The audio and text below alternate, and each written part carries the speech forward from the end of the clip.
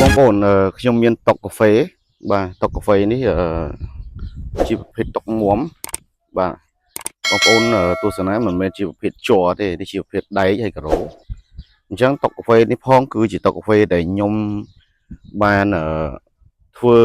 កំងជាងធ្វើផ្ទាល់ហើយដោយសារតែយើងលក់ខ្លួនឯងធ្វើខ្លួនឯងណាបើកហាងខ្លួនឯងអញ្ចឹងហើយគឺខ្ញុំកំងជាងផ្ទាល់ឲ្យធ្វើព្រោះសម្រាប់អាយុកាលនៃការប្រើតុកនេះគឺរួមទៅសឹងថា5ឆ្នាំអត់ទាន់ទៅណាដែរបងប្អូនបាទតុកនេះបើសិនជាមានបញ្ហាតាការ៉ូឧទាហរណ៍មានការប៉ះទង្គិចបែកអីចឹងទៅយើងធ្វើការផ្លាស់ប្ដូរការ៉ូទៅបានហើយបាទខ្ញុំលក់ឡៃឡុងបងប្អូនខ្ញុំលក់ឡៃឡុងបាទតុកកាហ្វេនេះខ្ញុំលក់ឡៃឡុងអញ្ចឹងមកបងប្អូនណាដែលគាត់មានកម្រងចង់បើកលក់កាហ្វេណាបងប្អូនអញ្ចឹងអាចតាក់ទងបានខ្ញុំមានអីវ៉ាន់កាហ្វេច្រើនទៀតសម្រាប់លក់ជូនបងប្អូនឡៃឡុងយកទៅប្រើតណាបាទហើយតុកនេះផងខ្ញុំដាក់តម្លៃមួយតា210រៀលបាទបងប្អូន210រៀលទេអញ្ចឹងបងប្អូនត្រូវការអាចឆាតមកបានណាបាទដឹកជញ្ជូនគឺខ្លួនឯងតែបើសិនជាទីតាំងនៅជិតកាបូលព្រោះទីតាំងខ្ញុំនៅកាបូលបងប្អូនអាចពិភាក្សាមកខ្ញុំបានណាបើនៅជិតកាបូលអាចពិភាក្សាគ្នាសម្រាប់ការដឹកជញ្ជូនបាទហើយខ្ញុំមានសម្ភារៈច្រើនទៀតបាទបងប្អូនជាមួយទស្សនាបង្ហាញបងប្អូនទស្សនាណានេះជាប្រភេទដងទឿបាទដងទឿដែលយើងដាក់តាំងលម្អនៅតាមហាងបងប្អូនបាទដងនេះខ្ញុំទិញទូចដែរទេបាទឥឡូវខ្ញុំទុក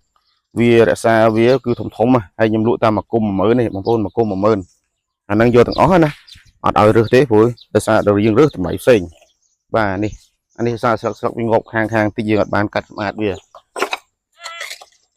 អញ្ចឹងបងប្អូនត្រូវការអាចតាក់ទងមកបានណាហើយមានតាំងពីតុកកាសៀទៀតបងប្អូនមានច្រើនណាតាក់ទងមកបានត្រូវការឡៃឡុងជូននេះជាពិតកំសៀវបងប្អូនកំសៀវយើងដាក់តាមតុកកាហ្វេបាទនៅថ្មីស្អាតបាទស្អាត80%អញ្ចឹងបងប្អូនត្រូវការអាចកំងបាន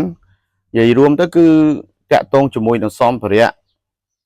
ផ្នែកលក់កាហ្វេបាទខ្ញុំមានគ្រប់សពទាំងអស់មិនអញ្ចឹងបើសិនជាបងប្អូនត្រូវការចង់បើក